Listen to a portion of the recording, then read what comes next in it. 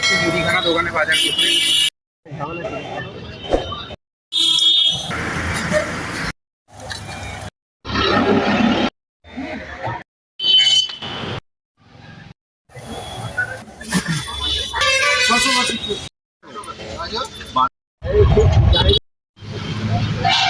নমস্কার, কেমন আছেন সবাই? আমি এসে গেছি তোমাদের সাথে আরও একটা নতুন ব্লগ নিয়ে। আমি আগেই বলে রাখছি, এটা কোনো ঘুরতে যাওয়ার ব্লগ না, এটা হচ্ছে বার্থডে ব্লগ।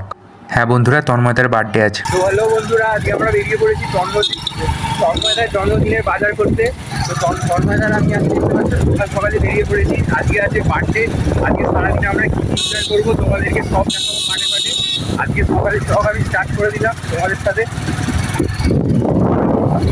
চলো তোমরা দেখতে যাবো পুরো শেষ হচ্ছে। আজকে এই জায়গায় অনেক কিছু করতে চলেছে। তো যেমনটা আমি তোমাদেরকে বললাম, আজকে তন্ময়দার জন্মদিন ছিল। তো সকালেই আমরা একদম বেরিয়ে পড়েছি, 6:30 বাজে। তো সকালেই বেরিয়ে পড়েছি। আমাদের এখানে চণ্ডীতলা নামে একটা জায়গা আছে, ওখানেই আমরা বাজার করি। তো ওখানেই আমরা বেরিয়ে পড়েছি। মুদিখানা থেকে শুরু করে, সবজি থেকে শুরু করে, মাছ মাংস যা যা লাগবে সমস্ত কিছু আজকে কেনা হবে। আমি সমস্ত কিছু তোমাদের সাথে শেয়ার করবো যে তন্ময়দার জন্মদিন কেমনভাবে সেলিব্রেট হয়। তোমরা সব কিছু দেখতে থাকো। আর আমরা এই চণ্ডীতলায় এখন এসেছি বাজার করতে। অনেক কিছু বাজার করতে হবে, তোমাদেরকে দেখাবো।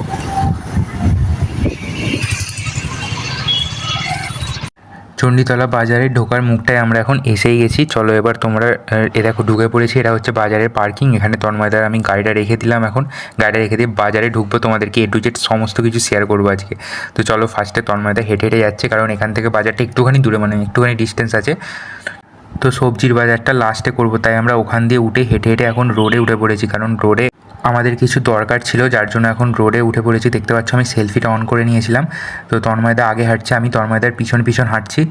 তোমরা যারা অভিজ্ঞ লোকজন আছো, মানে জানোই তো, যারা বাজার করো প্রায়, এক জায়গা থেকে কখনো বাজার করা উচিত না। তাই তন্ময়দাও এখানে যেহেতু বাজার করে, তাই সমস্ত জায়গায় ঘুরছিল, যে একে একে দাম জিজ্ঞাসা করছিল আর সমস্ত কিছু ঘুরে ঘুরে বাজার করছিল। তো আমরা অ্যাকচুয়ালি মাছ কিনতেই যাচ্ছিলাম।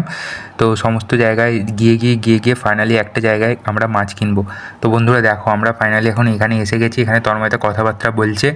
তো চলো দেখা যাক এখানে ফাইনাল মাছ নেওয়া হয় কি। আমি দাঁড়িয়ে রয়েছি, তন্ময়দা দেখছে হাতে করে ধরে মাছটাকে। দেখতে পাচ্ছ, এটা তোমাদের রুই মাছ ছিল। এটা হচ্ছে কাতলা মাছ ছিল। তন্ময়দার দরকার হচ্ছে রুই মাছ। আর এই যে হচ্ছে ফর্দ, তোমরা দেখতে পাচ্ছ। আমি ফর্দটা তোমরা দেখে নিলাম। তো ওখান থেকে মাছ কিন্তু নেওয়া হয়নি আমাদের, ডাইরেক্ট এসে গেছিলাম আমরা সবজি বাজারে পেঁয়াজ কিনতে। আরও যা যা লাগবে সমস্ত কিছু লিস্ট দেখে দেখে কিনছিলাম আমরা। আর মাছটা নেব অন্য জায়গা থেকে। চলো আগে সবজি বাজারটাই করে নেওয়া যাক। দেখতে পাচ্ছ বাজারওয়ালা আমাদেরকে দেওয়ার জন্য এই যে প্যাকেটে করে সমস্ত কিছু তন্ময়দা যা যা বলছে গুছিয়ে বাঁচছে। আর আমি লিস্ট দেখে দেখে তন্ময়দাকে বলছি, তন্ময়দা বাজারওয়ালাকে বলছে। তো আমাদের ফাইনালি এখন ফিনি কাগজে মুড়ে দিয়ে দিয়েছে, তন্ময়দার ব্যাগের মধ্যে ধরিয়ে দিয়েছে। এবার তন্ময়দাকে টাকাটা ফেরত দিক। এবারে আমরা মাছের দোকানে যাব। মাছের দোকানে যাওয়ার আগে ঢ্যাঁড়সও কেনার রয়েছে। আমি লিস্টটা দেখে মেলালাম যে ঢ্যাঁড়সটা এখনও বাকি আছে, তাই তন্ময়দা এখানে ঢ্যাঁড়স বেছে নিচ্ছিল। তোমরা দেখে নাও। তো ঢ্যাঁড়সটা অল্প পরিমাণেই নিচ্ছিল, কারণ আজকে জন্মদিনের ব্যাপার, যেহেতু অনেক কিছুই আইটেম রান্না হবে। তো সমস্ত কিছু মিলিয়ে মিশিয়ে নিতে হচ্ছিল। তো চলো, ঢ্যাঁড়স নেওয়া কিন্তু আমাদের কমপ্লিট হয়ে গেছে। এবারে মাছের দোকানে যাব। তো দেখো বন্ধুরা, জ্যান্ত মাছ না, অ্যাকচুয়ালি মরেই গেছে, নামেই জ্যান্ত মাছ। তো মাছটা কিনে ফাইনালি আমরা আবার রোডে চলে এসেছি, কারণ ওখানের মাছগুলো ভালো লাগেনি। তাই তন্ময়দা এখান থেকে নিয়ে নিচ্ছিল চিংড়ি মাছ আর রুই মাছ। তো বন্ধুরা চলো, চিংড়ি মাছ আর রুই মাছটা নিয়ে নেওয়া হোক। এখানে চিংড়ি মাছ কিন্তু সেদিনকে সকালে আমরা একদম এসেছিলাম, রাস্তা দেখতে পাচ্ছ পুরো ফাঁকা। আর দোকানের দামটাও অনেক কম ছিল, মানে চিংড়ি মাছ এই দোকানের দাম ছিল তোমার 250 টাকা কিলো দাম ছিল। তো চলো তন্ময়দা এখানে টাকাটা দিয়ে দিক। এখন আমাদের কিন্তু অনেক কিছু কিনতে বাকি আছে, মানে আজকে অনেক কিছু বাজার করতে হবে। তো চলো, টাকাটা ফাইনালি দিয়ে দিল আর মাছটা নিয়ে নিল। এবার চলো দেখি কোথায় যাওয়া যায়। এবারে আমাদের মুদিখানা দোকানে যেতে হবে। মুদিখানা দোকান বাকি রয়েছে, মিষ্টি কিনতে হবে, দই কিনতে হবে, অনেক কিছু কেনার বাকি আছে। তো তার মাঝখানে ডাবও খেতে হবে। তো তন্ময়দা এখানে ডিয়ার লটারি কাটতে এসে গিয়েছিল। তো বন্ধুরা এখন আমরা যাচ্ছি মুদিখানা দোকানে বাজার করতে। যা বাজার ছিল এদিকে সব কমপ্লিট হয়ে গেছে, পেঁয়াজ নেওয়ার। আমি ব্যাগ ধরে আছি। ওই দেখো, ওই মুদিখানা দোকানটায় আমরা যাব।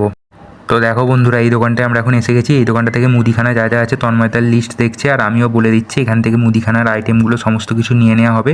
আর এই দোকানটা আছে চণ্ডীতলায়। তো ফর্দ ধরি এখন তন্ময়দা বসে আছে, আমিও বসে আছি। তো আমাদের কিন্তু মাল দেওয়া হয়ে গেছে বসে থাকতে থাকতে। লিস্ট মিলিয়ে এখন তন্ময়দা ব্যাগের মধ্যে সমস্ত কিছু গুছিয়ে নিচ্ছে, আর কত টাকা হয়েছে দিয়ে দেবে, তাহলে আমাদের মুদিখানাটাও কমপ্লিট হয়ে যাবে। বাট এখনও মিষ্টি কেনার বাকি থাকবে। আর এই দেখো ফর্দ আমাদের দিয়ে দিয়েছে। তো চলো, তন্ময়দা যতক্ষণ দোকানওয়ালাকে টাকা দিচ্ছে তোমরা চ্যানেলটাকে সাবস্ক্রাইব করে দাও। কিন্তু ভিডিওটা এখনও অনেকটাই লম্বা হতে চলেছে, কারণ আমাদের সবে বাজার হয়েছে 50%-এরও কম। এখনও অনেক কিছু কিনতে বাকি আছে। তো দেখতে পাচ্ছ দোকান থেকে বাইরের ভিউটা কিছুটা এরকম। চলো, এবারে আমরা মিষ্টির দোকানে এসে গিয়েছিলাম। তো কী কী মিষ্টি নেওয়া হবে তোমাদেরকে দেখাবো। তার আগে মিষ্টি নিতে গিয়ে আমরাও কিছু খেতে ইচ্ছা করছিল। তো আমরা কি খেলাম সেটাও তোমাদের দেখাবো। তো চলো আগে মিষ্টিটা কিনে নেওয়া হোক ফটাফট। তন্ময়দা এখন সিলেকশান করতেই ব্যস্ত যে কোনটা নেবে কোনটা না নেবে। আমি তোমাদের একটু মিষ্টিগুলো ঘুরিয়ে ঘুরিয়ে দেখাই ততক্ষণ।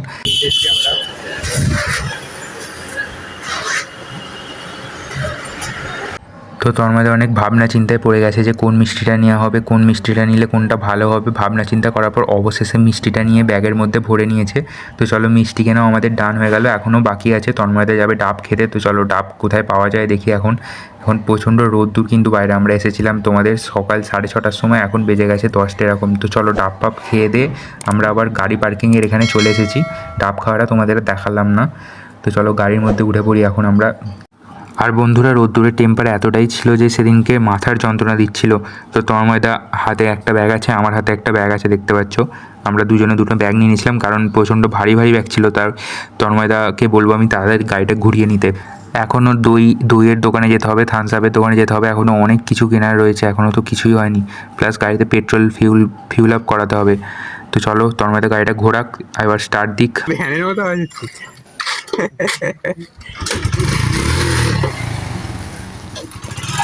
চলো।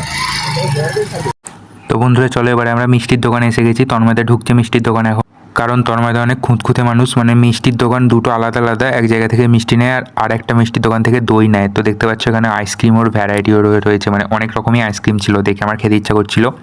তো চলো এখান থেকে তাড়াতাড়ি দই আমরা নিয়ে নিই। দই নিয়ে এখন আমাদের কমপ্লিট হয়ে গেছে, আর সাথে একটা স্প্রাইটও নিয়ে নিয়েছিলাম, কারণ জন্মদিনের ব্যাপার, রিচ খাবার খেয়ে হজম করার ব্যাপার আছে। তো চলো তন্ময়দার টাকাটা মিটিয়ে এখন আমরা যাব ফিউল আপ করাতে, গাড়িতে ফিউল আপ করাতে হবে। আর বন্ধুরা এখন দেখো আমরা উঠে পড়েছি কোথায়।